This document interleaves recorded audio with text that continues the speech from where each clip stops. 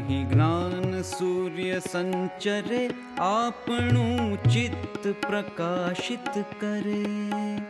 અહીં જ્ઞાન સૂર્ય સંચરે આપણું ચિત્ત પ્રકાશિત કરે. અહીં જ્ઞાન યજ્ઞ સૌ કરે ચિત્તનું વિશ્વ વિકાસિત કરે. આપણું ચિત્ત પ્રકાશિત કરે, ચિત્તનું વિશ્વ વિકાસિત કરે.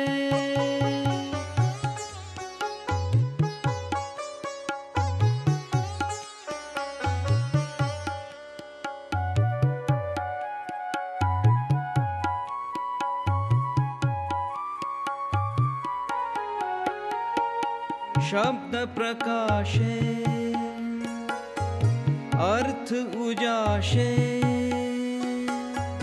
શબ્દ પ્રકાશે અર્થ ઉજાશે, તર્ક મર્મના સહજ વિકાસે. જ્ઞાનામૃત નિર્ઝરે અર્ઘ્ય સૌ સત્ય દેવને ધરે. આપણું ચિત્ત પ્રકાશિત કરે, ચિત્તનું વિશ્વ વિકાસિત કરે.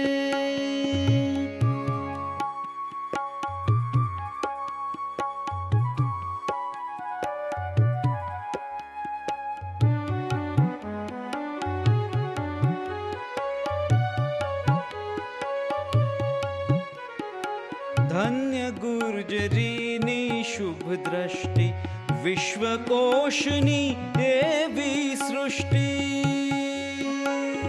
ધન્ય ગુર્જરીની શુભ દ્રષ્ટિ, વિશ્વકોશની એવી સૃષ્ટિ.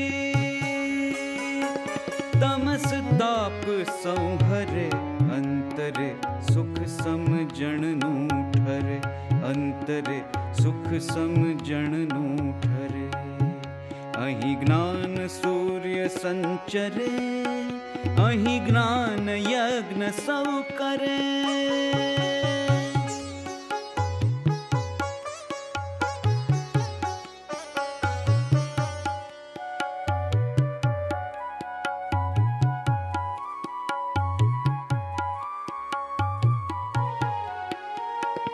રેવા જળશી શક્તિદાયિની, સત્ય સમુદા મુક્તિદાયિની.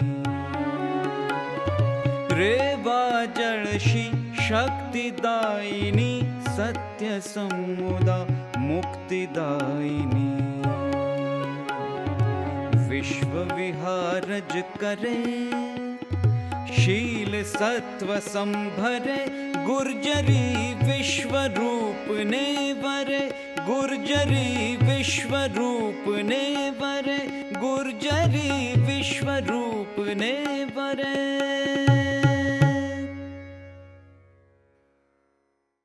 નમસ્કાર.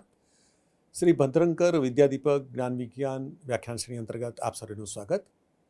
આજે આપણી સાથે છે શ્રી મિનલ દવે. તેઓ લગભગ 40 વર્ષોનો શિક્ષણ કાર્યનો, અધ્યાપન કાર્યનો અનુભવ ધરાવે છે.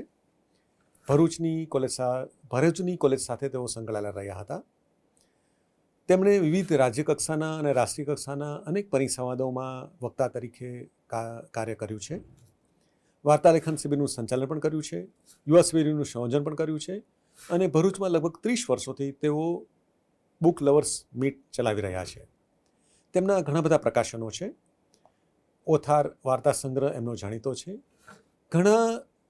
ઘણી ભારતીય ભાષાઓમાંથી બહુ જ સારી નવલકથાઓ, આત્મકથાઓનું તેમણે ગુજરાતી ભાષામાં ભાષાંતર પણ કર્યું છે.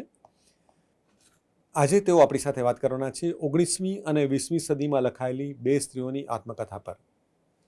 આ આત્મકથા છે પારસી મહિલા આવાબાઈ પાલમકોટની આત્મકથા મારા માતાજી, અને મરાઠી મહિલા કે જેમનો ગુજરાત સાથેનો સંબંધ સારો રહ્યો છે એવા વિમલાબાઈની આત્મકથા બાઈ પર.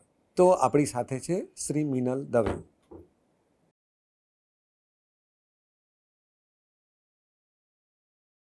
નમસ્કાર. ગુજરાત વિશ્વકોશ ટ્રસ્ટના વ્યાખ્યાનમાં આપ સૌનું અભિવાદન કરું છું. 21મી સદીના 26 વર્ષ વીતી ગયા પછી આજે એવી 2 સ્ત્રી આત્મકથાઓની વાત કરવી છે જે 19મી સદીમાં અને 20મી સદીમાં લખાઈ છે. એક આત્મકથા લખાવી શરૂ થઈ 1887માં અને 1893માં પૂરી થઈ. બીજી આત્મકથા લખાઈ 1967માં. બંને આત્મકથા વચ્ચે આમ તો લગભગ 70-75 વર્ષનો સમયગાળો છે. અને છતાં આ બે સ્ત્રી આત્મકથાઓની વાત આજે કરવી છે એટલા માટે થઈને કે આ બંને આત્મકથાઓ આજના સમયમાં પણ એટલી જ સ્ત્રીની વ્યથાને, સ્ત્રીની પીડાને અને સ્ત્રીની સ્થિતિને વાચા આપતી હોય એવી લાગે છે. પહેલી આત્મકથા જે 1887માં લખાવાની શરૂ થઈ એના લેખિકાનું નામ આવાબાઈ લીમજીભાઈ પાલમકોટ, એક પારસી સ્ત્રી જેણે પોતાની આત્મકથા લખી. આયુષ્યના અંતિમ વર્ષો સુધી તો એ નથી લખી શકી, પણ એના પાછલા વર્ષોની કથા એમના પુત્રી ભીખાઈજીએ પૂરી કરી છે. અને એમણે એ આત્મકથાને મારા માતાજી એ નામે 1936માં પ્રગટ કરેલી. કદાચ વિશ્વની આ એકમાત્ર એવી આત્મકથા હશે કે જે મા દ્વારા શરૂ થઈ છે અને દીકરી દ્વારા પૂરી થઈ છે. બીજી આત્મકથા એક મરાઠી સ્ત્રી દ્વારા લખાઈ છે.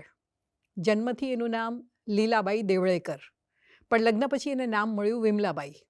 અને એણે 1967માં એક નોટબુકની અંદર પોતાના જીવનના બધા જ સ્મરણો અને એની કથા લખી અને 1968માં તો એમનું મૃત્યુ થયું. એમના મૃત્યુના લગભગ 35 વર્ષ પછી એમના પુત્ર કેપ્ટન નરેન્દ્રના હાથમાં નોટ આવી અને એને થયું કે માની આ આત્મકથા છે એને આપણે પ્રસિદ્ધ કરવી જોઈએ. આ લીલાબાઈ ઉર્ફે વિમળાબાઈ ભલે મહારાષ્ટ્રીયન હતા, પણ એમનો ઉછેર અને મોટાભાગનું જીવન ગુજરાતમાં જ પસાર થયું હતું. એટલે પુત્ર કેપ્ટન નરેન્દ્રએ એ મરાઠી આત્મકથાની નોંધને ગુજરાતીમાં બાઈના નામથી પ્રગટ કરી. એટલે આ બંને આત્મકથા વચ્ચેનું પહેલું સામ્ય એ છે કે આ બંને સ્ત્રીઓએ આત્મકથા લખી પણ એમની હયાતીમાં એમના જીવન દરમિયાન એ પ્રગટ નથી થઈ. અને એમના મૃત્યુના 3-4 દાયકા પછી એમના સંતાનોએ, જેમ કે આવાબાઈની આત્મકથા એમના દીકરીએ પ્રગટ કરી અને વિમળાબાઈની આત્મકથા એમના પુત્રએ પ્રગટ કરી. એટલે કે મૃત્યુના 3-4 દાયકા પછી એમના સંતાનોએ આ આત્મકથાને પ્રગટ કરી છે. બંને આત્મકથા ગુજરાતીમાં છે અને છતાં એ બંને લેખિકાઓ ગુજરાતી નથી. આવાબાઈ લીમજીભાઈ પાલમકોટ એટલે પારસી, મૂળ ઈરાનમાંથી આવીને વસેલા એ લોકો. અને આવાબાઈનો જન્મ મુંબઈમાં થયેલો. વિમળાબાઈ ગોવાના કોકણના એક નાનકડા ગામડામાં જન્મેલા અને પછી એમના પિતા ગાયકવાડી રાજમાં નોકરી કરતા હતા એટલે વડોદરા આવીને વસ્યા હતા. તો આ એવી બે સ્ત્રીઓની આત્મકથા છે કે જે ગુજરાતી નથી અને છતાં ગુજરાતીમાં લખાઈ છે. બંને સ્ત્રીઓને ભાગે શિક્ષણની કોઈ તક નહોતી આવી. આવાબાઈ 7 વર્ષની ઉંમરે 6-7 મહિના માટે સ્કૂલમાં ભણવા ગયા હતા, જ્યારે લીલાબાઈને વડોદરા રાજ્યમાં રહેતા હોવાને કારણે ગાયકવાડી શાળામાં ભણવાની તક મળેલી, પણ માંડ 3-1 ધોરણ જ ભણ્યા હશે અને એ પણ મરાઠી માધ્યમમાં ભણ્યા હતા. એટલે બંને સ્ત્રીઓ લગભગ નિરક્ષર કહીએ આપણે, અંગૂઠાછાપ કહીએ એ પ્રકારની આ સ્ત્રીઓ. અને છતાં આ બંને સ્ત્રીઓએ આત્મકથા લખી છે. આવાબાઈ લીમજીભાઈ પાલમકોટની આત્મકથા તો હું માનું છું ત્યાં સુધી ગુજરાતી ભાષામાં કોઈ સ્ત્રી દ્વારા લખાઈ હોય એવી પહેલી આત્મકથા છે. કારણ કે એમણે 1893 સુધી લખી છે. 1903માં તો એમનું મૃત્યુ થઈ ગયું છે. પ્રકાશન ભલે એનું મોડું થયું, પણ પહેલાં એમણે આ આત્મકથા લખી છે. આ બંને સ્ત્રીઓના જન્મ અને જીવનમાં પણ ઘણું બધું સામ્ય જોવા મળે છે. આવાબાઈના પિતા અંગ્રેજ સરકારની એ વખતે નોકરી કરતા હતા, જ્યારે વિમળાબાઈ અથવા તો લીલાબાઈ એના પિતા ગાયકવાડ સરકારની નોકરી કરતા હતા. આવાબાઈના પિતા મુંબઈમાં રહેતા હતા, જ્યારે વિમળાબાઈના પિતા વડોદરામાં રહેતા હતા. બંને આર્થિક દૃષ્ટિએ સંપન્ન કહી શકાય એવા પરિવારમાં જન્મ્યા હતા. આવાબાઈ લગભગ 7 વર્ષના થયા હશે અને એમના પિતાને સરકારી નોકરીના ભાગરૂપે એડન જવાની તક મળી અને પરિણામે 8મા વર્ષે આવાબાઈ પણ મુંબઈ છોડીને મા અને નાના ભાઈની સાથે એડન જઈને વસ્યા છે. લગભગ 7 વર્ષ એમણે એડનમાં નિવાસ કર્યો છે. એટલે એ જમાનામાં 1853થી શરૂ કરીને 1862 સુધી આ 7-8 વર્ષની દીકરી 14 વર્ષની થઈ ત્યાં સુધી પરદેશમાં રહી છે. એટલે ભલે એને શાળામાં જવા ન મળ્યું, પણ પ્રદેશ નિવાસે એને ઘડવાનું બહુ જ મોટું કામ કર્યું છે. બીજી બાજુ લીલાબાઈ એટલે કે વિમળાબાઈ લગ્ન પછી, પણ લગ્ન પહેલાંના લીલાબાઈ એ પિતાની સાથે વડોદરામાં રહ્યા, પણ પિતાને પાછલા વર્ષોમાં દારૂનું બહુ જ મોટું વ્યસન લાગ્યું પડ્યું હતું અને એને પરિણામે ઘરની મોટાભાગની સંપત્તિ વેડફાતી ચાલી હતી અને પિતા બહુ નાની ઉંમરમાં મૃત્યુ પામ્યા અને પરિણામે લીલાબાઈ અને એમના મા અને બીજા બધા ભાઈ બહેન નિરાધાર બન્યા. એટલે લીલાબાઈએ મામાને ત્યાં, કાકાને ત્યાં, માસીને ત્યાં એમના બાળપણના વર્ષો કાઢવા પડ્યા છે. એટલે આ બંને સ્ત્રીઓના જીવનમાં 7 વર્ષ પછીનો તબક્કો એવો આવ્યો છે કે જ્યારે એ લોકો પોતાનું ઘર છોડી ચૂક્યા છે. એમણે પોતાનું ઘર છોડવું પડ્યું છે અને જુદી જુદી જગ્યાએ એમની કિશોરાવસ્થા પસાર થઈ છે. આવાબાઈની સાથે તો માતા પિતા હતા, પણ લીલાબાઈએ તો ક્યારેક માની સાથે રહ્યા છે, ક્યારેક માસીની સાથે રહ્યા છે, ક્યારેક મામાને ત્યાં રહ્યા છે અને જુદા જુદા ગામમાં, પણ મોટાભાગના ગામ ગુજરાતના છે, કારણ કે ગાયકવાડી રાજ્યની અંદર જ એ લોકોને રહેવાનું થયું છે. એટલે કડી રહ્યા છે, ભાવનગર રહ્યા છે, ભાવનગરની આસપાસના નાના નાના ગામ જ્યાં એમના કાકા પોલીસ ઇન્સ્પેક્ટર તરીકે નોકરી કરતા હતા, એટલે ત્યાં રહેવાની પણ એમને તક મળી છે. આ બંને સ્ત્રીઓનું બાળપણ કદાચ સરળતાથી પસાર થયું, પણ બંને 13-14 વર્ષના થયા અને અચાનક ઘરનાને એવું લાગ્યું કે દીકરીઓ તો પરણાવા જેવી થઈ ગઈ છે. આ એ જમાનો છે કે જે જમાનામાં 10, 11, 12 વર્ષની દીકરીને તો પરણાવી દેવાતી હતી. અને એ વખતે આવાબાઈ એડન હતા અને માને અને પિતાને અચાનક જ વાસ્તવિકતા સમજાઈ કે આપણી દીકરી 14 વર્ષની થઈ ગઈ અને હવે જો નહીં પરણાવીશું તો એને બીજવર સાથે પરણાવવી પડશે. એડનમાં તો એવો કોઈ પારસી કુંવારો છોકરો મળવાનો નહોતો કે જેની સાથે એના લગ્ન થઈ શકે. એટલે કોઈની સાથે સ્ટીમરમાં એમને મુંબઈ કાકાને ત્યાં મોકલી આપવામાં આવ્યા અને કહેવામાં આવ્યું કે જેવો કોઈ યોગ્ય પાત્ર મળે એની સાથે પરણાવી દેવું. પેલી બાજુ લીલાબાઈની સાથે પણ એ જ ચક્ર શરૂ થયું.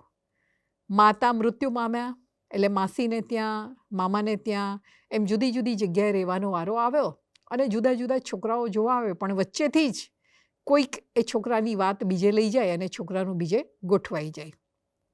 લીલાબાઈ એ રીતે 18 વર્ષના થયા ત્યાં સુધી એમના લગ્ન નથી થઈ શક્યા અને આવાબાઈ 16 વર્ષના થયા ત્યાં સુધી એમના લગ્ન નથી થઈ શક્યા, કારણ કે માતા પિતા એમને મુંબઈ મોકલી આપ્યા, પણ કાકા અને કાકી એવું કહું કે ભાઈ જેનું છોકરું એ એને પરણાવે, અમે શું કરવા એ જવાબદારી લઈએ.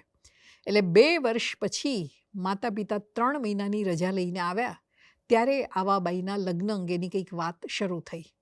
પણ એ જમાનાના પારસી સમાજના નિયમ મુજબ છોકરી 14-15 વર્ષ વટાવી ગઈ હોય તો એ મોટી ઉંમરની થઈ ગયેલી ગણાય અને એટલે એને કુંવારો છોકરો ન મળે. અને પરિણામે 16 વર્ષના આવાબાઈના લગ્ન જેમની સાથે નક્કી થયા એ લીમજીભાઈ પાલમકોટ. તમિલનાડુમાં આવેલા તિનીવેલી અને પાલમકોટ જે વિસ્તાર, ત્યાં આગળ એમનો બહુ જ મોટો વેપાર ચાલે. એમને એકમાત્ર દીકરો, એ દીકરાને ત્યાં પણ 3 સંતાનો, પણ લીમજીભાઈના પત્ની મૃત્યુ પામેલા એટલે એ બીજા લગ્ન કરવા માટે મુંબઈ આવ્યા હતા. આ લીમજીભાઈ અને આવાબાઈના પિતા બંને ખાસ મિત્રો અને એમને ખબર પડી કે લીમજીભાઈના ફરી લગ્ન કરવાના છે એટલે એમણે સામેથી પોતાની દીકરી એમને આપવાનું નક્કી કર્યું અને 16 વર્ષની આવાબાઈ પોતાનાથી મોટી ઉંમરના દીકરાઓની દાદી બનીને સાસરે ગઈ. આ એ જમાનો હતો જે જમાનામાં છોકરીને કશું પૂછવામાં નહોતું આવતું કે કોની સાથે પરણવું છે, બીજવરને પરણવું છે, ત્રીજવરને પરણવું છે. અને ઘણીવાર બનતું એ પ્રમાણે આવાબાઈ 16મે વર્ષે તો 3 બાળકોના દાદી બની ગયા હતા. પેલી બાજુ લીલાબાઈ સાથે પણ આ જ વસ્તુ બની છે. 18 વર્ષના થઈ ગયા છે અને મા મૃત્યુ પામી છે ત્યારે માએ મરતા મરતા પોતાની બહેનને કહ્યું છે, કાણો, બોબડો, લંગડો, ગમે તે જ્ઞાતિનો, ભીખ માગતો, વાળતો કોઈ પણ છોકરો મળે એને મારી દીકરી પરણાવી દેજો. અને આખરે લીલાબાઈના લગ્ન નક્કી થયા છે. એમને કહેવામાં આવ્યું કે પતિ બીજવર છે, બહુ ઉંમર નથી, 45 વર્ષની જ એમની ઉંમર હશે અને 3 સંતાનોના પિતા છે. પણ લગ્ન કરીને સાસરે ગયા ત્યારે ખબર પડી કે પતિ 8 સંતાનોના પિતા છે અને 23 વર્ષથી શરૂ કરીને 7 વર્ષ સુધીની વયના આ જુદા જુદા 8 સંતાનો છે. લીલાબાઈ માટે તો એ આઘાતની ઘટના હતી, પણ એમણે સ્વીકારી લેવાનું હતું કારણ કે એમને પોતાનું ઘર મળી રહ્યું હતું. પણ બંને સ્ત્રીઓના જીવનની અંદર લગ્ન પછી પણ એ બહુ ખાસ ફેરફાર થતો હોય એવું બન્યું નથી. આવાબાઈએ પતિની સાથે પાલમકોટ જવાનું છે એટલે 3 મહિના માટે એમની મુંબઈમાં તાલીમ શરૂ થાય છે. અંગ્રેજોની સાથે ઉઠતા બેસતા આવડવું જોઈએ, કાંટા ચમચીથી ખાતા આવડવું જોઈએ, બૂટ મોજા પહેરીને ચાલતા આવડવું જોઈએ.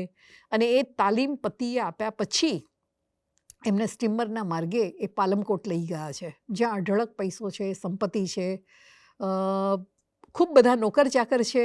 એટલે આવાબાઈને માટે માથે ઘરની કોઈ જવાબદારી નથી. પેલી બાજુ લીલાબાઈ પણ જે પતિને પરણીને ગયા એ બહુ જ મોટા સરકારી અધિકારી છે. એને કારણે ઘરમાં નોકર છે, ચાકર છે, સાસુજી છે. જે સાસુએ દરેક સંતાનોને 100 તોલા સોનું આપ્યું છે, એટલું જ સોનું એમણે આ લીલાબાઈ, જેનું નામ હવે વિમળાબાઈ બની ગયું છે લગ્ન પછી, એને આપ્યું છે. પણ એ સોનાનો કબજો તો સાસુના હાથમાં જ રહેવાનો છે. અને 8 સંતાનો લીલાબાઈને મા તરીકે સ્વીકારવા તૈયાર નથી. એમના દીકરા કેપ્ટન નરેન્દ્રએ આ આત્મકથાનું આગળ જે પૂર્વવચન લખ્યું એમાં એમણે લખ્યું છે કે હું નાનકડો હતો ત્યારે મને બહુ જ કુતૂહલ થતું કે મારી મા અમને જેટલું વહાલ કરે છે એટલું જ પેલા મોટા 8 ભાઈ બહેનોને વહાલ કરતી હતી. એ લોકો કેમ ઔપચારિક રીતે મારી માની સાથે વર્તતા હતા. નરેન્દ્રને ત્યારે નથી સમજાયું, પણ માની આત્મકથા વાંચી ત્યારે સમજાયું કે 8 સંતાનોએ લીલાબાઈનો એટલે કે વિમળાબાઈનો જાણે કે બહિષ્કાર કર્યો હતો. એમાંય એમની બીજા નંબરની દીકરી હતી, એને તો એવું જ લાગતું હતું કે આ બાઈ ગરીબ ઘરમાંથી આવી છે એટલે બધું વેડફી નાખશે, બધું અમારે ત્યાંથી ઉઠાવી જશે. એટલે ઘરનો પૂરેપૂરો કબજો એમના બીજા નંબરની દીકરીને ભાગે જ રહ્યો છે. પતિ બહુ જ તીખા મગજના છે. એટલે વિમળાબાઈએ પતિની બધી ઈચ્છા અનુસાર જ ચાલવાનું છે. એમનું ટાઈમ ટેબલ કોઈ નક્કી નથી અને વિમળાબાઈએ વારંવાર એ બદલાતા ટાઈમ ટેબલ સાથે પોતાની જાતને ગોઠવતી જવાની છે.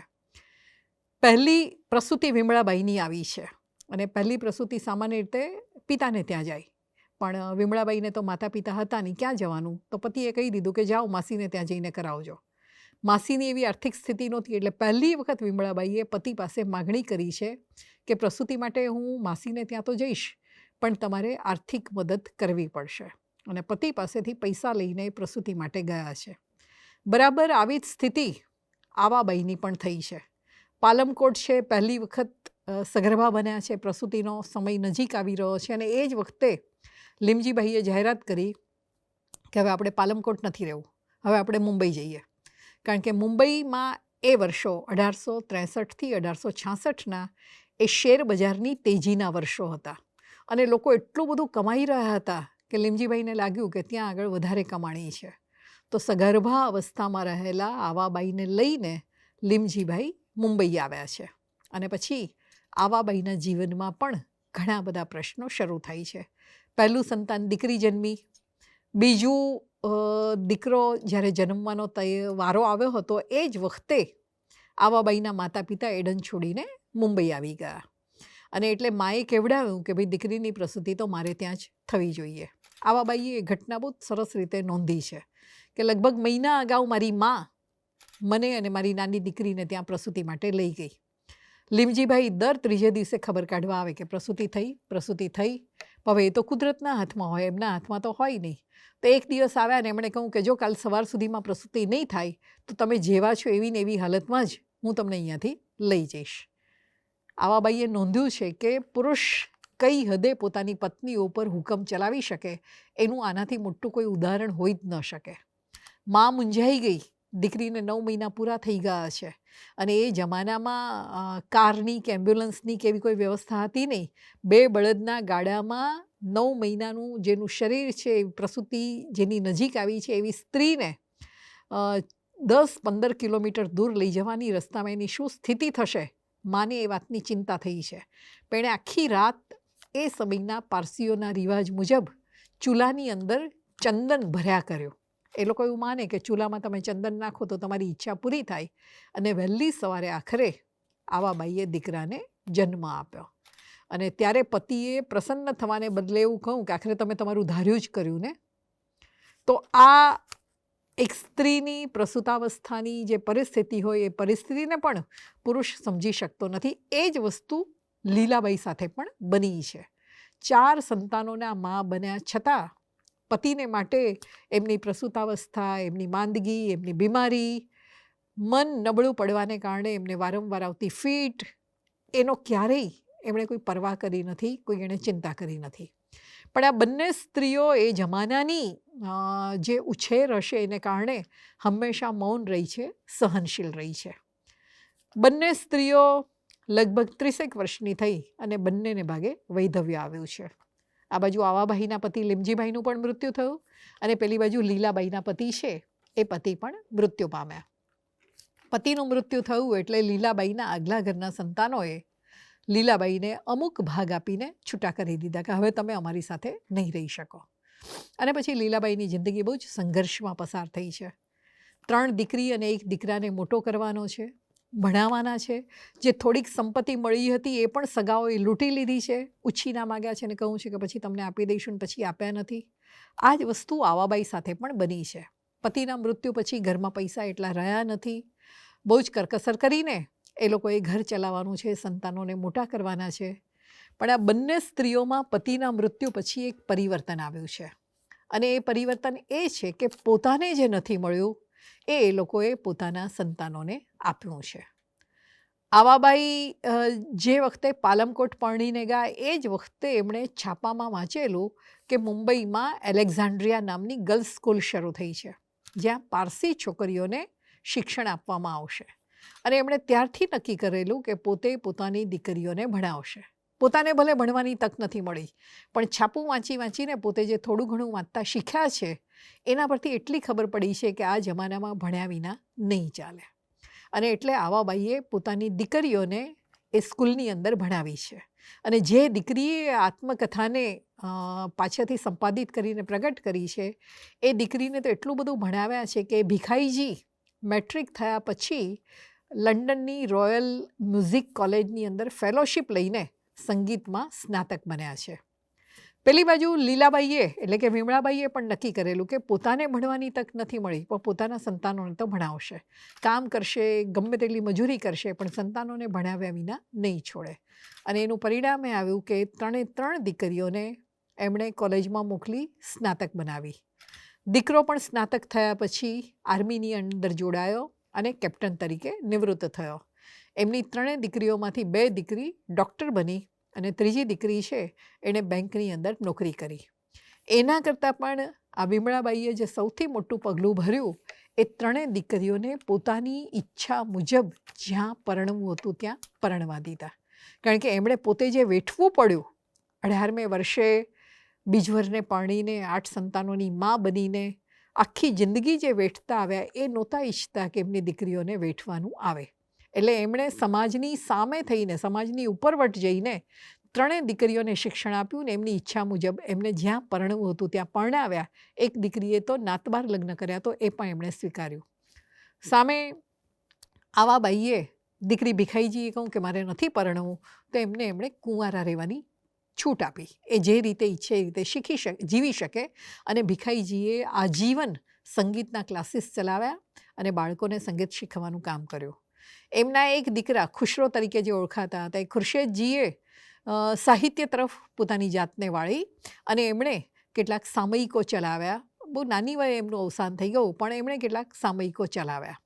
પણ આ બંને સ્ત્રીઓની આત્મકથામાંથી પસાર થઈએ તો દેખાય છે કે 19મી સદી અને 20મી સદીની જે શરૂઆતના વર્ષો હતા એ વર્ષો ભલે અંગ્રેજોના આગમનને કારણે આપણે ત્યાં શિક્ષણનો પ્રચાર અને પ્રસાર વધ્યો હતો પણ સ્ત્રીઓની જે પરિસ્થિતિ હતી સમાજમાં બહુ જ આનંદદાયી કહી શકાય એ પ્રકારની નહોતી. એ પારસી સમાજ હોય, એ મરાઠી સમાજ હોય કે ગુજરાતી સમાજ હોય, સ્ત્રીએ હંમેશા કુટુંબના જો હુકમીનો ભોગ બનવું પડતું હતું. સ્ત્રીએ હંમેશા પોતાની જે જિંદગી છે પોતાને માટે નહીં પણ બીજાને માટે જ પસાર કરવાની હતી. અને લીલાબાઈની જિંદગી તો એ જ રીતે પસાર થઈ છે. કેપ્ટન નરેન્દ્ર પૂર્વવચનમાં લખે છે કે મારી માની આ નોટમાંથી હું પસાર થયો ત્યારે ખબર પડી કે મારી માં કેટલી બધી નમ્રતા અને સહનશીલતાની મૂર્તિ હતી. એની સામે આવાબાઈની જિંદગી પણ નમ્રતા અને સહનશીલતાથી ભરેલી હતી પણ એ સતત વિચારશીલ રહ્યા છે. 7મા વર્ષે 6 મહિના સ્કૂલ ગયેલા પછી સ્કૂલમાં જવાની તક નહોતી મળી. પણ એડનથી આવ્યા પછી બાકીના જે 2 વર્ષ હતા હજી જ્યારે લગ્ન નહોતા થયા ત્યારે ઉપરનો એક છોકરો ભણતો હતો એની પાસેથી 1 મહિનામાં એ વાંચવા લખવાનું ફરી શીખેલા. અને પોતાના પિતાના મોટા ભાઈના ઘરમાં જેટલા પણ પુસ્તકો હતા એ બધા વાંચી નાખેલા. અને એ વખતે જે પારસી છાપું નીકળતું રાસ્ત ગુફ્તાર એ નિયમિત વાંચતા હતા અને થોડું ઘણું અંગ્રેજી શીખીને ટાઈમ્સ ઓફ ઇન્ડિયા વાંચવાની પણ ટેવ પાડી હતી. અને એટલે આવાબાઈ છે એમની આત્મકથામાંથી એ સમયે બદલાતું ભારત એનો ચિતાર આપણને મળે છે.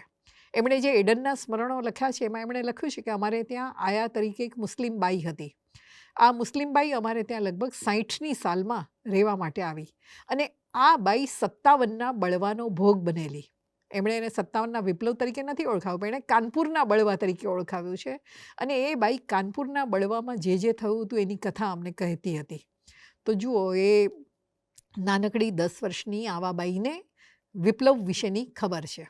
62માં એ મુંબઈ પાછા આવ્યા અને હજી લગ્ન નથી થયા, એટલે મુંબઈમાં ફરે છે ત્યારે ચાલતી ટ્રેન કેવી હતી એના વિશે વાત કરે છે.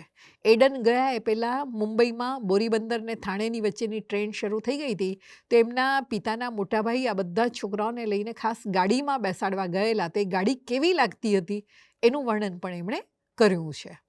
જેમ સમય બદલાતો ગયો છે, નવી નવી વસ્તુ આવતી ગઈ છે, એમ આવાબાઈ એ બધું નોંધતા ગયા છે. અને સૌથી મોટી વસ્તુ એમણે જો નોંધી હોય ને તો 1863થી 1866 માત્ર મુંબઈમાં નહીં, ગુજરાતમાં પણ શેર બજારની અંદર જે બહુ મોટી ઉથલપાથલ મચી હતી. અમેરિકાના સિવિલ વોરને કારણે રૂનો ભાવ બહુ જ વધી ગયો હતો. તો લોકોએ પોતાની રજાઈમાંથી પણ રૂ કાઢીને વેચવા માંડેલું અને એ વખતે બેંકના અને એના શેરના ભાવ બહુ જ વધી ગયા હતા. તો એ શેર બજારની તેજી અને મંદીની અસર આસપાસના સમાજ ઉપર કેવી થઈ હતી એની પણ આવાબાઈએ નોંધ લીધી છે. એ વખતના મોટા મોટા વેપારીઓ કેટલું કમાઈ ગયા અને પછી 66માં મંદી આવતા એ જ બધા વેપારીઓએ પોતાના મકાન કેવી રીતે વેચવા પડ્યા એની પણ એમણે નોંધ લીધી છે. એ જ રીતે એ પાલમકોટ તમિલનાડુમાં પરણીને ગયા અને ત્યાં ઘરમાં કામ કરતા બધા જ માણસો તમિળ ભાષી હતા અને પોતાને તમિળ ભાષા આવડતી નહોતી તો પ્રશ્નો થતા હતા. એટલે એમણે એક નોટ બનાવી અને રોજના વપરાશના તમિળ શબ્દો એમણે પોતાની ભાષામાં લખી લીધા અને એનો ઉપયોગ કરીને એમણે લોકો સાથે વાત કરવાનું શરૂ કર્યું. એ જ રીતે પાલમકોટ જતાં એ લોકો સિલોન થઈને, એટલે અત્યારના શ્રીલંકા થઈને ગયેલા. તો શ્રીલંકા એ વખતે કેવું હતું, ત્યાં ચાનો વેપાર કેવી રીતે થતો હતો, ત્યાં ખેતીવાડી કેવી હતી એની પણ એમણે નોંધ લીધી છે. પાલમકોટની વાત કરતી વખતે ત્યાં પાસે રહેલા જૂના મંદિરો, 1000 વર્ષ જૂના મંદિરો, એક જ પહાડમાંથી કોતરીને બનાવેલા, એનું વર્ણન પણ એમણે કર્યું છે. એવી જ રીતે બાળપણમાં કાકાની સાથે મહાબળેશ્વર ગયા હતા અને ખંડાલા ગયા હતા. તો એ કેવું લાગતું હતું એનું પણ વર્ણન કર્યું છે. અને નાનપણમાં જોયેલું સુરત, એ સુરત મુંબઈ કરતાં કેવી રીતે જુદું પડતું હતું એની વાત પણ કરી છે. લીલાબાઈ એટલે કે વિમળાબાઈના ભાગ્યમાં કદાચ ભણતર નહોતું અને સ્થાયી જિંદગી નહોતી, એટલે એ આસપાસના જીવન વિશે કશું જોઈ શક્યા નથી. પણ આવાબાઈ આર્થિક રીતે થોડા સદ્ધર રહ્યા, ફરવાનું મળ્યું પતિને કારણે, પિતાને કારણે, કાકાને કારણે. એને કારણે એમણે આસપાસનો સમાજ જોયો છે. ખાસ કરીને એ સમયનો પારસી સમાજ, એના રીતરિવાજો, એના પહેરવેશ, એના ખોરાક, એમાં બોલાતી ભાષા, કારણ કે આખી આત્મકથા એમણે જે લખી છે એ શુદ્ધ ગુજરાતી નથી, એ પારસી ગુજરાતી છે. એટલે એમાં જે શબ્દ પ્રયોગો થાય છે તો એ પારસીઓ એ વખતે કયા પ્રકારની ગુજરાતી વાપરતા હશે એ આપણને ખબર પડે. દાખલા તરીકે એક વાક્ય વારંવાર એવું આવે કે પછી એ પોતાનો વાસો ઉઠાવીને ગયા. તો પહેલી વાર એ વાક્ય વાંચ્યું ત્યારે મને કુતૂહલ થયું હતું કે વાસો ઉઠાવીને જવું એટલે શું. પણ પછી સમજાયું કે પોતાનો વાસ કાયમ માટે અહીંયાથી ઉઠાવી લીધો. એટલે કોઈ પણ વ્યક્તિ મૃત્યુ પામે તો એને માટે આ શબ્દ પ્રયોગ થયો છે કે વાસો ઉઠાવીને ગયા. તો પારસીઓ જે બોલતા હશે એ બોલીનો ઉપયોગ એમની આખી આત્મકથામાં મળે છે. એટલે આપણને 19મી સદીના છેલ્લા 5 દાયકામાં બોલાતી પારસી ગુજરાતી બોલી એનો જો અભ્યાસ કરવો હોય તો એને માટે આ આત્મકથા બહુ જ અગત્યની સાબિત થઈ શકે એમ છે. એ જ રીતે આવાબાઈની જે ભાષા છે એ એક સામાન્ય સ્ત્રી બોલતી હોય એ પ્રકારની છે. એટલે કે પોતાની વાત એકની એક વાત કહેવા માટે એમને 2, 3, 4 વખત જુદા જુદા શબ્દો વાપરવાની ટેવ છે. મેં તમને વળી વળીને, ઝૂકી ઝૂકીને, નમી નમીને કહું છું, આવું વાક્ય આવે તો એક જ વાર વિનંતી કરવી છે, પણ એને માટે એક શબ્દ પ્રયોગ નહીં, એ 3 શબ્દ પ્રયોગ કરે. ને એવા તો એમણે કેટલી બધી વખત પોતાની ભાષામાં એ પ્રકારના પ્રયોગો કર્યા છે. એટલે એ સમયની એક સામાન્ય સ્ત્રી કયા પ્રકારની ભાષા બોલતી હશે એ ભાષાનો અદ્ભુત નમૂનો પણ આ આત્મકથા આપણને આપે છે. એની સામે બાઈ એટલે કે વિમળાબાઈ કે લીલાબાઈની જે આત્મકથા છે એની ભાષા સાવ સીધી સાદી છે. કદાચ 5 શબ્દમાં વાત થતી હોય તો એમણે 6ઠ્ઠા શબ્દનો પણ પ્રયોગ કર્યો નથી. એ ભાષામાં પણ એમની સ્વભાવની જે ગરીબી હશે, એમના સ્વભાવની જે નમ્રતા હશે, એમના સ્વભાવની જે વિનમ્રતા હશે એ પણ દેખાય છે. જ્યારે આવાબાઈમાં ક્યાંક એમનો જરાક અહમ એ પણ ડોકિયા કરતો હોય એવું આપણને લાગે. પણ આ બંને આત્મકથાઓ વિશે ગુજરાતીમાં બાઈ વિશે તો થોડીક પણ વાત થઈ છે, પણ આવાબાઈ લીમજીભાઈ પાલમકોટની આત્મકથા એના વિશે ભાગ્યે જ વાત થઈ છે, કારણ કે ગુજરાતી સાહિત્યના ઇતિહાસમાં પણ એનો ઉલ્લેખ મળતો નથી. મને ભરૂચની રાયચંદ દીપચંદ લાઇબ્રેરી, જે લગભગ 170 વર્ષ જૂની છે, એમાંથી આ આત્મકથા મળી છે. આત્મકથામાં પછી મજા એ આવે છે કે જ્યાંથી આવાબાઈ અટકી ગયા છે, બીમારીને કારણે એમણે લખવાનું બંધ કર્યું, પછી એમના દીકરા ભીખાઈજીએ, એમની દીકરી ભીખાઈજીએ એ આત્મકથાને આગળ વધારી છે. એમણે માએ જે આખો વંશવેલો આપેલો, પોતાના પૂર્વજો વિશે વાત કરેલી, લીમજીભાઈના પૂર્વજો વિશે વાત કરેલી, એ બધાની ખરાઈ કરી છે બીજા લોકોને પૂછીને. અને સાથે માએ આ આત્મકથા લખી છે, માએ જાતે આ લખી છે એવી સહી પણ એમણે બીજા કેટલાક સજ્જનોને એમની પાસેથી લઈને ગૃહસ્થો પાસે લખાવ્યું છે કે આવાબાઈની આ નોંધ અમે વાંચી છે, એમણે જાતે લખેલી છે. એટલે કોઈ ભવિષ્યમાં એવું કહે નહીં કે આવાબાઈએ આ નોટ નહોતી લખી, તો એના પુરાવા પણ એમણે સાથે આપ્યા છે. અને ભીખાઈજી પછી આ કથાને આગળ વધારે છે તો પછી પોતાના વંશની વાત પણ એ કહેતા જાય છે. પણ એમાં બીજી બધી વાત એટલી બધી આવે છે કે એ એટલી રસપ્રદ નથી રહી જેટલી આવાબાઈની આત્મકથા રસપ્રદ રહી છે. કદાચ આપનામાંથી કોઈને એવો પ્રશ્ન થઈ શકે કે 19મી સદીમાં લખાયેલી અને 20મી સદીમાં લખાયેલી આત્મકથાઓની ચર્ચા અત્યારે શા માટે? એક આત્મકથા તો એવી છે કે જે બેન 1847માં જન્મેલા અને 1903માં તો મૃત્યુ પામ્યા. એને આપણા અત્યારના સમય કે આપણા સમાજ સાથે કોઈ જ નિસ્બત નથી. ન 1915માં જન્મીને 1968માં મૃત્યુ પામેલા વિમળાબાઈ કે લીલાબાઈ, એને આપણા સમાજ સાથે નિસ્બત. પણ આ આત્મકથાઓ પાસે જવા માટેનું કારણ છે. આ આત્મકથાઓ આપણને એ સમયની સ્ત્રીઓની પરિસ્થિતિ, એ સમયના સ્ત્રીઓના કુટુંબમાં રહેલા સ્થાન વિશે, સ્ત્રીઓ અને પુરુષોના સંબંધ વિશે બહુ વિગતે વાત કરે છે. દાખલા તરીકે પારસી સમાજની જ અથવા તો આવાબાઈની આપણે વાત કરીએ તો પારસી સમાજ તો એ જમાનામાં પણ સુધરેલો ગણાતો હતો. અંગ્રેજોએ સૌથી વધારે જેમની સાથે નિકટનો સંબંધ બાંધ્યો હોય શરૂઆતના વર્ષોમાં તો એ પારસીઓ હતા. પણ પારસીઓ પુરુષો જેટલા બહાર સુધરેલા હતા એટલી સ્ત્રીઓને એ સુધરવાની તક નહોતી મળી.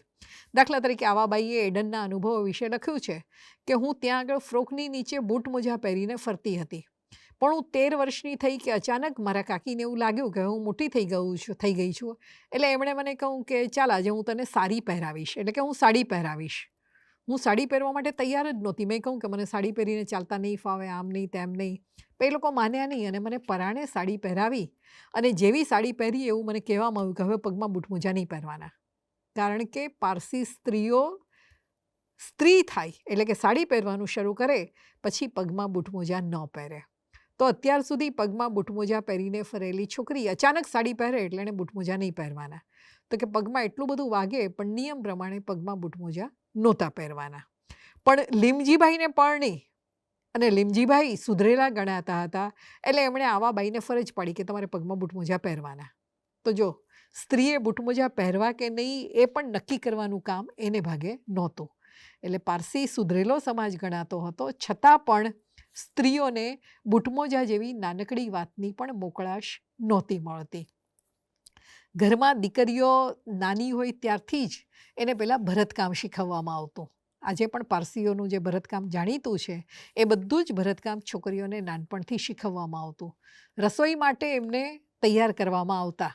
પણ દીકરીઓ ભણવા તરફ વળે એ જમાનામાં પણ પારસીઓને મંજૂર નહોતું, કારણ કે આવાબાઈ એડનથી પાછા આવ્યા ને 2 વર્ષ બાકી જ્યારે હજી લગ્ન નહોતા થાય એ સમયે થોડું વાંચતા શીખ્યા. એટલે કાકાના કબાટની બધી જ ચોપડીઓ ખોલીને વાંચે તો એમના મોટા કાકી, એમના મોટા ફૂઈ બધા કે વાંચીને આંખ શું ફોડવાની છે, એમ કે તારા વાંચવાથી વિદ્યા વધશે તો તારો ધણી વહેલો મરી જશે.